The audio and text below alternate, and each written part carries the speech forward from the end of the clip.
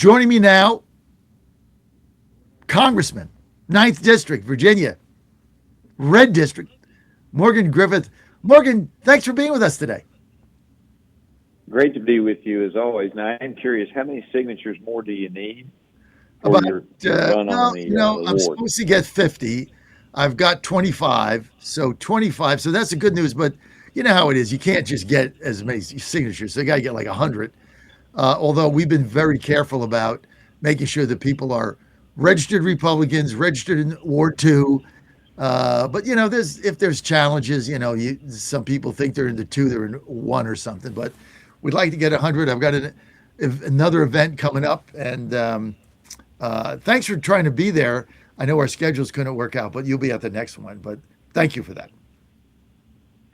Absolutely. Now, Absolutely. Got all kinds of things going on. The speech last night was great.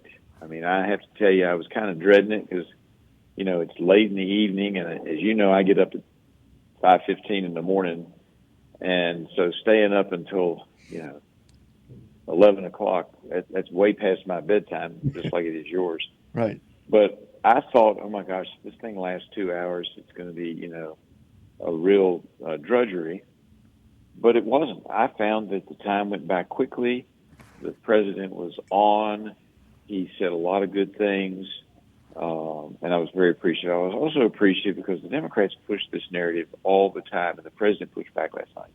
They keep pushing that this economy is horrible. And they've convinced a lot of the people out there that the economy is horrible. But the president was absolutely right last night, and I pushed it some on the floor yesterday. I was managing the floor for an hour yesterday on the rule, and the Democrats were saying it then. This is a horrible economy. The president's going to come out tonight and say it's a good economy. Look, I do think the economy could be better, but we're recovering from Biden-Harris. We're recovering from all the damage they did with the so-called Inflation Reduction Act, which actually spurred inflation on to the highest levels since you and I were in high school. And it's just crazy that they're trying to make this Trump's problem when it's a Biden-Harris problem. Trump has already made the economy better. Do we wish in Congress, and I'm sure the White House as well, wishes that it was even better? Yes, we do. But as the president pointed out last night, we had this little thing called a shutdown that the Democrats caused that cost us 40-plus days of being able to keep the economy moving and get the economy going back to where it is, and we're still doing much, much better than Biden-Harris. So don't be trying to shift blame. The blame of inflation belongs to the Democrats, and the president made that very clear last night. But then all the stuff with the Medal of Honor, I mean, I have to confess, I had read the story about the dogfight over the air with the MiGs in Korea. I had no idea that pilot was still alive, and I was deeply honored to be there to see the excitement on his face when he was presented with the Medal of Honor by Melania. I couldn't see the architect and the brave helicopter pilot in the Venezuelan situation. I couldn't see where my seat was. I couldn't see him, but I know that he was equally honored, and I was just honored to be in the room with two true American heroes. Absolutely wonderful that the president recognized them in such a public manner.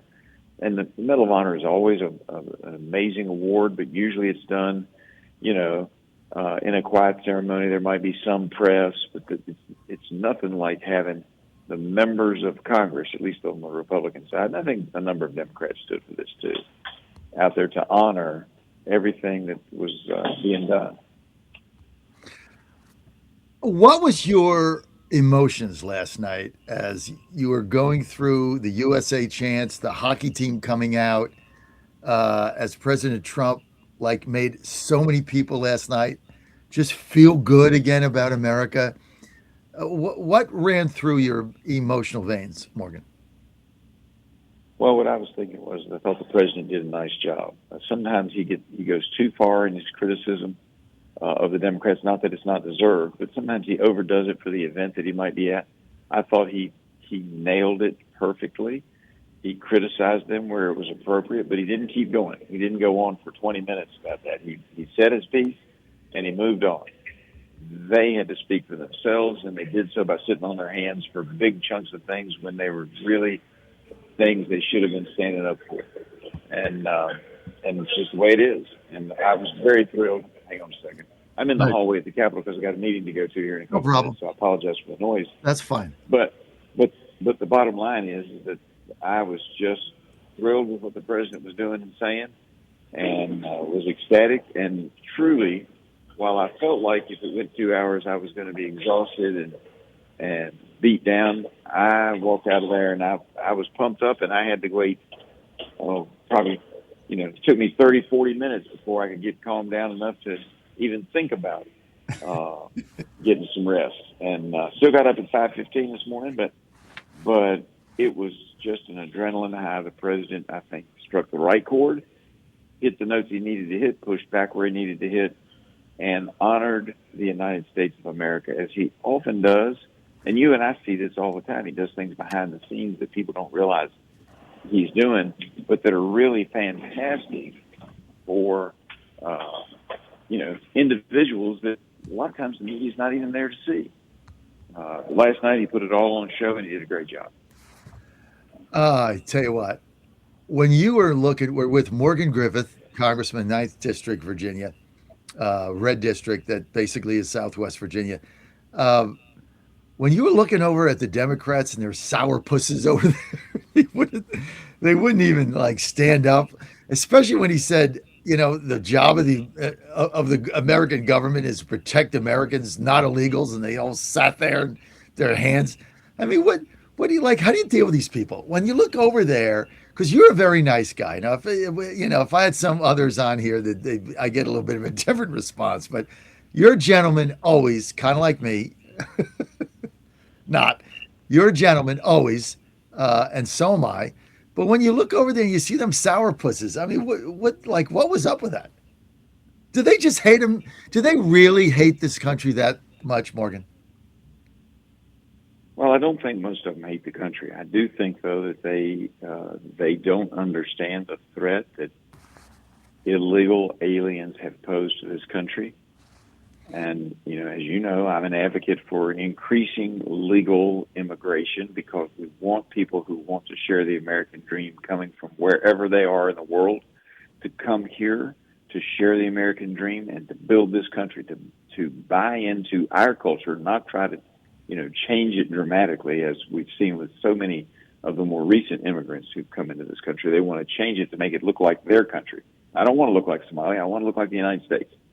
And when I say that, I'm not talking about skin tone. I'm talking about attitudes that everybody, whether it be, the son of a public school teacher in a single parent household or a guy who's on rock bottom and has his wife. I heard your speech about Ann earlier, and it was great about how Ann, picked you up and created the John Fredericks Network with a lot of hard work and determination at your mother's table. And that's the American dream I'm talking about. If people want to come here and work hard and make their country better and become a part of our ideals, which are the greatest in the world, I want them. I want them to come. But people who come here illegally, particularly the gang members, the rapists, the murderers, and they can't stand up and say, yes, we might disagree on how much legal immigration you want to have, but we should be standing up for Americans and not illegal immigrants. And they can't stand up for that. I just have to think, my goodness, they are really misguided. And some of them truly do want the United States to look like other parts of the world instead of the United States. And again, look like doesn't mean skin tone. It means attitude. It means ideals. It means the willingness to get out there and work hard, not use fraud to take advantage of the American wealth, but to use your blood, your sweat, and your tears to get ahead. And that's what America's about. What you think when, and I just want to get your reaction to this because we had so much fun last night watching this speech, and it was like being at a football game, like a home game where you keep just scoring touchdowns in the playoffs. It was so much fun. But what did you think when he called out the Supreme SCOTUS because you didn't see it, but they had they put John Roberts on TV, and he had very sourpuss and his stead face. And Trump said, "You know what?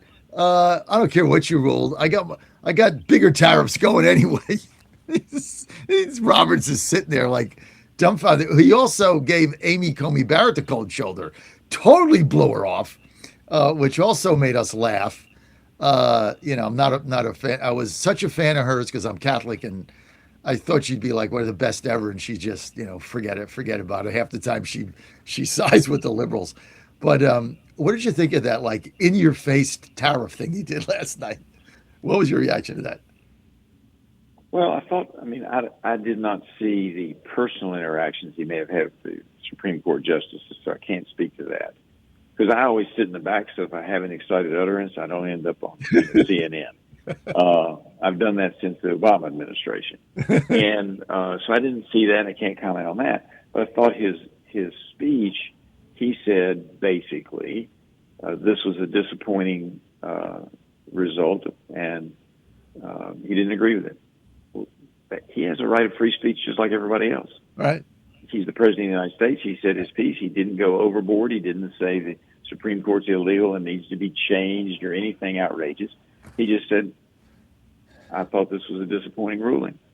And the truth of the matter is that there are things that we can do in Congress to help him. Now, the Senate may not. And that's, again, we get back to that, the modern, not the historical, but the modern filibuster cloture rule, which is a detriment to a democratic republic, in my opinion. And I've said that for at least 16 years, if not longer.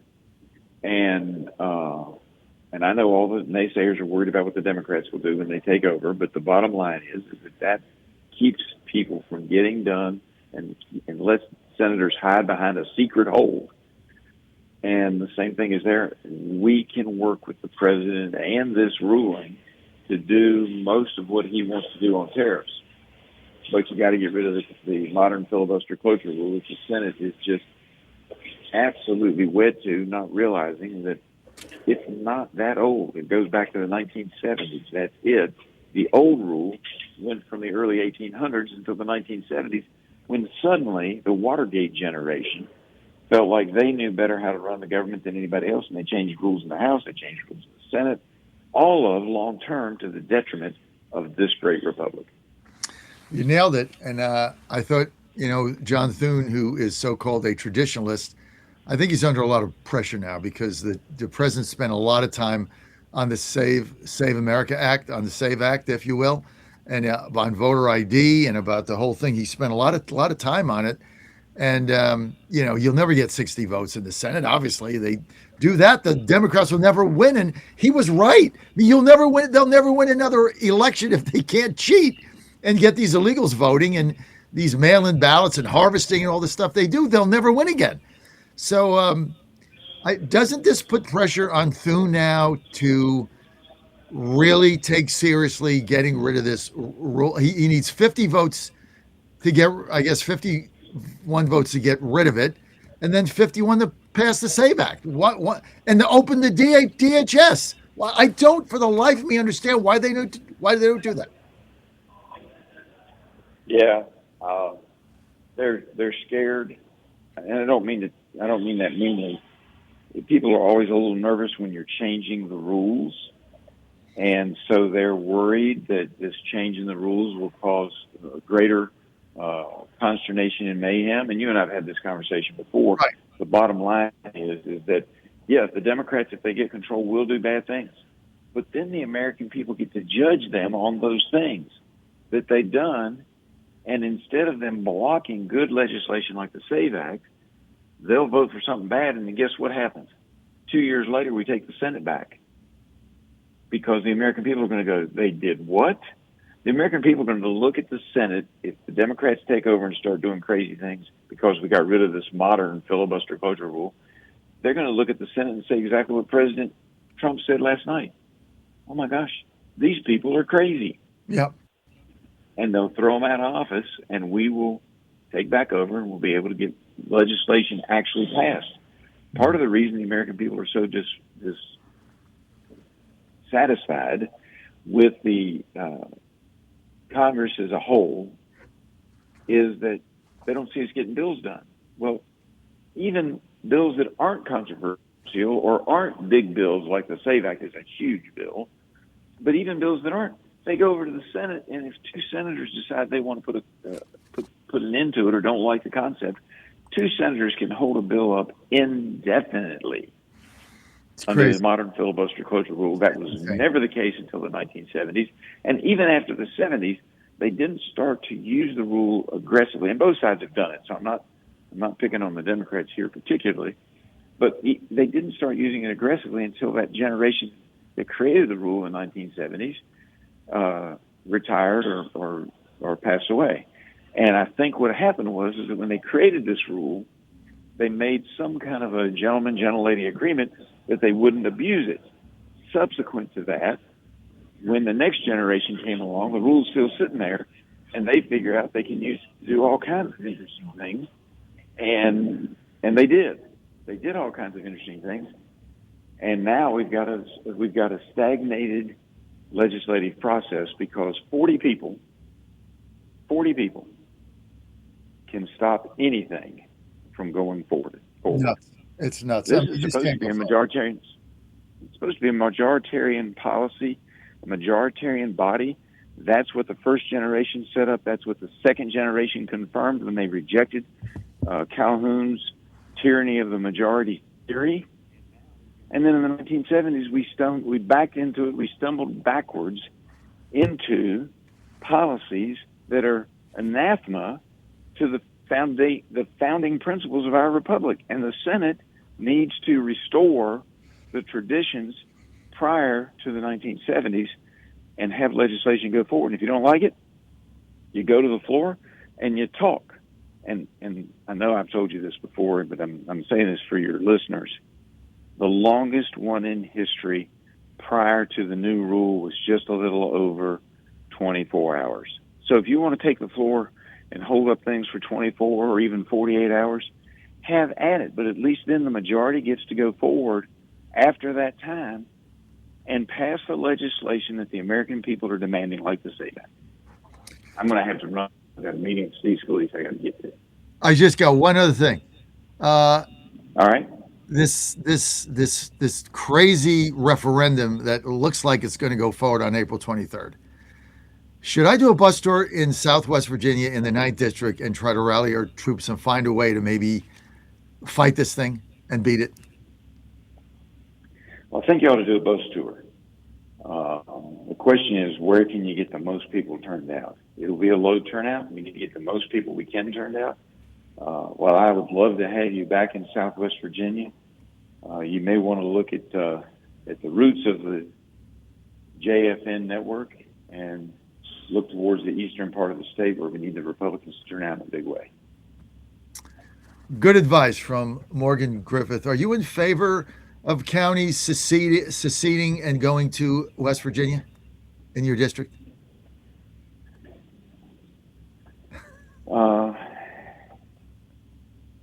I'm not ready to go there yet. Okay. All right. Good answer. That's fine. That's fine. I got Senator Rose all over it, and would be interesting to see what your position is when you decide to go there. Sir, thank you. I know you got to go to a meeting. Thank you. Morgan Griffith. Thank you. Griffith.house.gov, Griffith.house.gov. J.D. Hayworth next. Keep it right here.